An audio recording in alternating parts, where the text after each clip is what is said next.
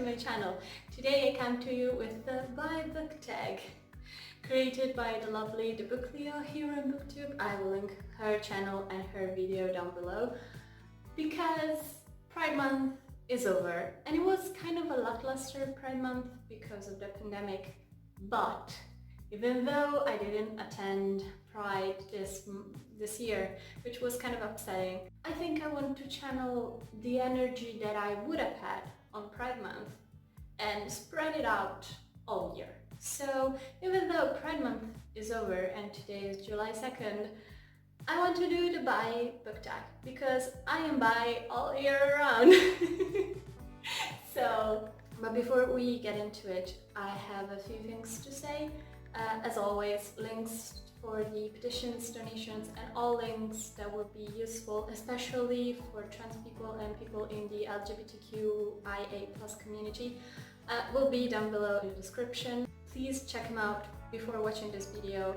Sign all the petitions that you can. It literally takes 10 seconds, and research, educate yourself, and then come back.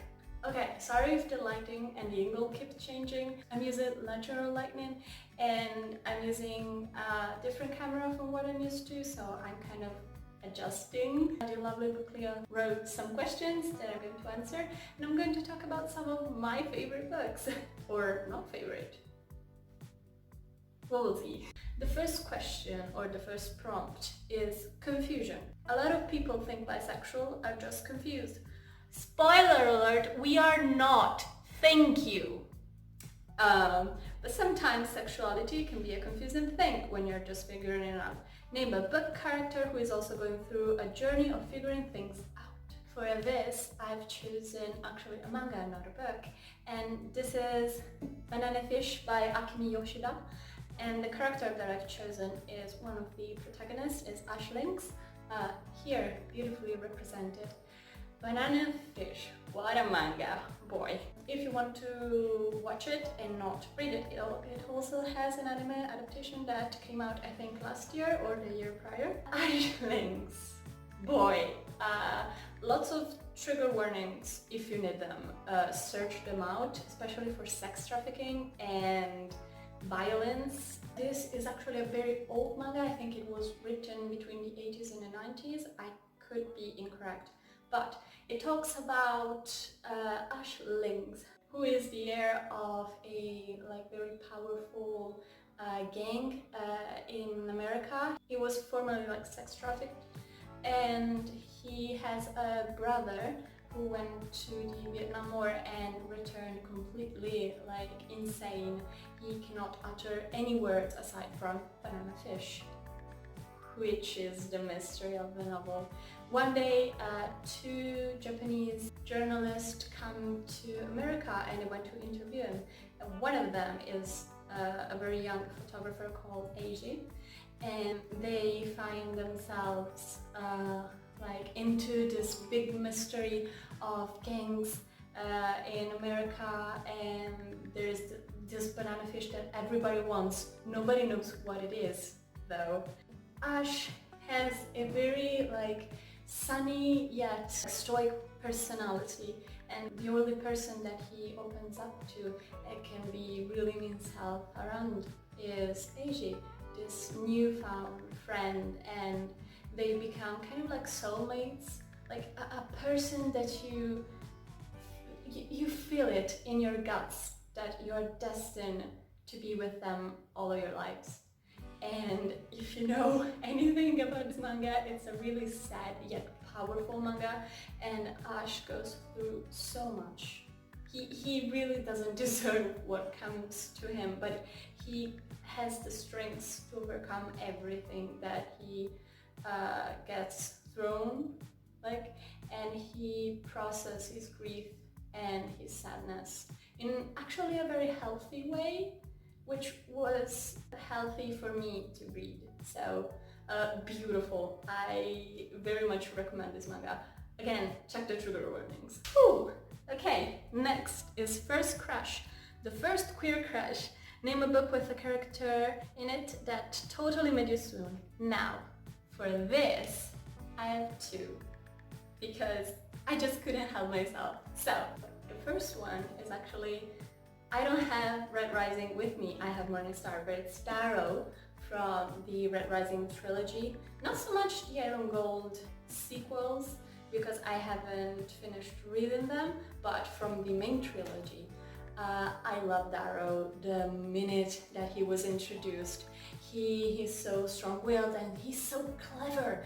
I love clever people and people who find creative solutions to their problem.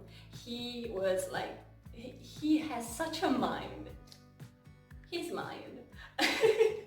But yeah, he was sort of not swoon-worthy, because I don't really swoon for characters, I just like really appreciate them. All the little relationships that he manages to create and all this like political scheme that he creates. So clever! He was so clever! The other one is here. A book that I've read recently is Ben Sinister by KJ Charles. And when I tell you, Amanda is the sister of the main character, and she was so great. She has such a strong personality. She doesn't really care what other people think about what she does, because she lives in the Regency era and she has been shunned with her brother from society, and she writes these really horror graphic gothic novels with rituals and powerful romances, and she's so great. She gets her leg like completely destroyed she was riding a horse and she fell, and she's so strong in that period of trauma, and she has such a clever sense of humor. Again, I like clever people. Okay, next, coming out. That moment when you're ready to acknowledge your sexuality. Name a book that made you want to scream and gush at the top of your lungs about to everyone you know. And for that, people who know me know what I'm going to say and which book I'm going to recommend, because it's always the same. The book that I'm going to talk about is my favorite book of all time. It's The Grey House by Madame Petrosian. This book is massive. The author, who's actually a painter, I discovered, took 10 years out of her life to write this book. And to this day, I've read it multiple times. I couldn't tell you a synopsis. It's so weird. It's so chaotic. It has so many characters, and yet it's so great. It's written so beautifully. How can I describe this book? I'm going to read you part of the synopsis. This is the Italian edition. It's called La Casa del Tempo Sospeso, which means the house of the suspended time. There is this house that people who have some kind of disability go to pass the summer. And when you enter, everything changes. It's like a whole new world. You can't really tell if it's the imagination of these kids doing all the work, or if it's actually a magical space where everything is possible. Like, they battle and they fall in love and they form gangs and they discard their names in favor of nicknames. They're like the smoker or the wolf, and those are all characteristics that follow them throughout all their period of staying in this house. And it's so magical and wonderful and makes you think, but at the same time you won't understand anything. Or maybe it's just me. Probably it's just me. So I really urge you to read this. It's such a great book. Such a great book. Next, recognition. Unfortunately, bi-erasure is still a thing. Name a book that made you feel seen and valued, understood. This answer actually really matters to me, even though I've grown up in a place where everybody just accepted me for what I am, and nobody was ever mean to me because of my sexuality, which I'm so lucky. But this should be the norm. Let me explain. The books that I'm going to recommend are two mangas actually, and they are both by the same author, who is Kamatani Yuki, and this author identifies as ex-gender and asexual, so that's a thing, which is very unusual for mangakas that I've read. So it was kind of eye-opening for me. I read this, one of these two mangas when I was very, very young, and it really opened my world. The first one is Nabari no O, which means the ruler of Nabari, and it talks about ninjas, but it's not Naruto. It's not like that. It's not an action-packed manga, even though there is some action and there is some like spells and ninja techniques. It talks about this really young kid called Miharu. He has suppressed all of his emotion. He is very passive in his life, and he gets through life and things happen to him and he doesn't really react. And then he discovers that he has a thing inside of him called the Shirabansho, which is kind of like a deity, a god, that if he uses it, he can do whatever he wants. It's like an omnipotent power, but he really doesn't want it because there is a war to like gain this power, and there are people who wouldn't stop at his life to get it. And this manga was powerful for me because of one character called Yoite, and Miharu and Yoite meet, and again, just like Banana Fish, they have this really deep connection like soulmates. And the first thing that Yoite does is ask Miharu, please use your power just one time to erase me from history. I don't want to be ever born. And just thinking about Yoite and his story makes me really emotional because at one point in my life, I was kind of bullied in middle school, and they always told me, if you don't pay attention to the bullies, they're eventually going to go away, which wasn't the case, but I grew up from that period of time.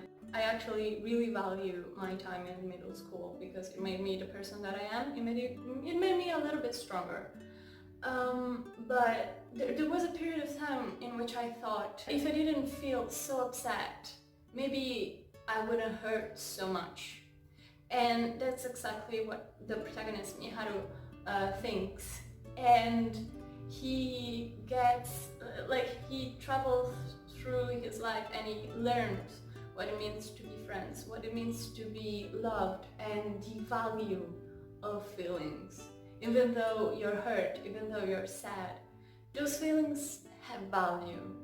So, sorry, I'm getting really emotional because I remember reading this manga and like crying for days. It was great. It was written so delicately. And Yoite, again, if you want to watch it instead of reading that, it has an anime adaptation which kind of slightly diverges from the plot of the manga, but the ending is still the same. So the other manga that I want to talk about from this author is Shimanami Tasogare, or Our Dreams at Dusk. It's been translated like that, I think, in English.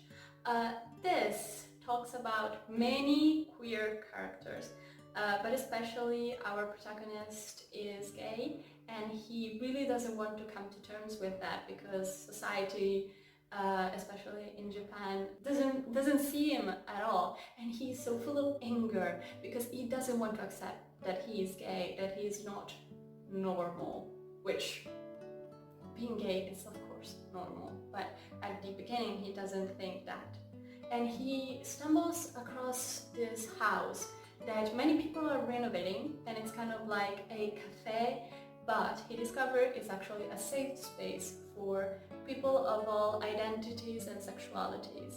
You follow all of their journeys, but especially this main character, and he comes to terms with his sexuality and how it's perfectly normal, and he shouldn't feel ashamed or enraged about himself. And it was, again, wonderful, beautifully written. It made me feel so seen and so at peace with myself. So, highly recommend them. I'm sorry if I rambled. I'm very passionate about this author. Woohoo! Moving on to something a little bit less emotional. 50-50. Sexuality is fluid and so is bisexuality. Almost no one is 50-50. Name a book which you are unsure whether you love it or hate it. The book that I've chosen is actually a very popular book, so please don't eat me alive, but it's Stranger Dreamer by Laini Taylor. It has been translated into just Il Sognatore, or The Dreamer in Italian, and this book has me feeling all type of way. The story is split into, we follow the main protagonist, who is called Laszlo, and his journey I loved. His sort of wonder and sense of discovery was so wonderful to read. Laini Taylor writes in a very particular way that is very flowery, and at times it can be too much, but at times it can be very, very beautiful. So it kind of crosses the line sometimes, but not as many times that will make me feel irritated. The other plot line is this group of the spawn of the deities. They're sort of living a borrowed life. They know they're going to die soon and that someone is going to kill them, etc, etc, etc. And I don't know, their banter and their personalities and how the story is described from their point of view didn't feel like as organic, like organically woven in the plot. Especially when Laszlo and one of these other characters meet in the dreamscape, and then they meet for real. And there is this like almost instant connection between them that was very, very insta-lovey. I didn't feel the chemistry between the two. I don't know, I didn't really like their plotline as much. I much prefer the traveling aspect of all the groups of these wacky like inventors and scientists. I have Muse of Nightmare. I don't know if I'm going to continue. So tell me in the comments if I should. Okay, so last question is community. Finding your place in a community can be hard, but in the end, it's all about finding the right people in life that love you. Sexuality doesn't define you. Name a book with an amazing group of friends or community. Now, for this, I have, as always, 2 picks because I'm an indecisive person. First, I have kind of a cheat answer because it's Spotsworld by Diane Duane.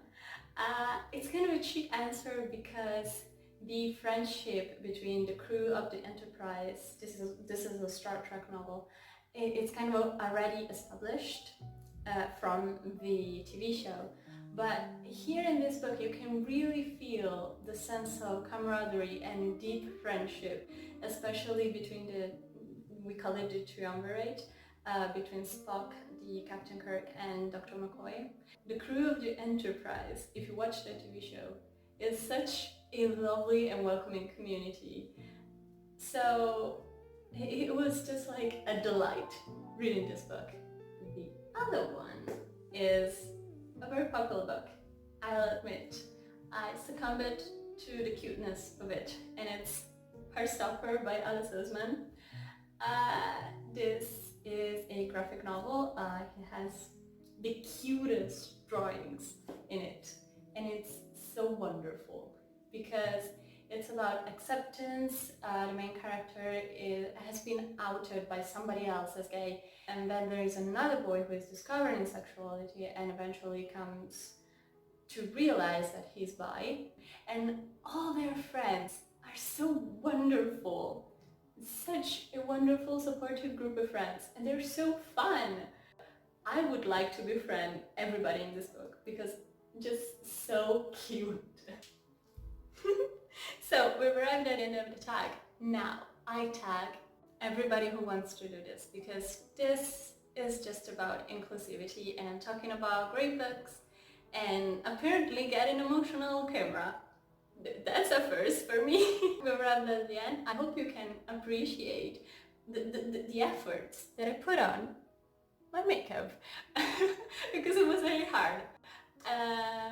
So yeah, I don't have an intro, I don't really have an outro, I'm working on that. So I will see you in my next video.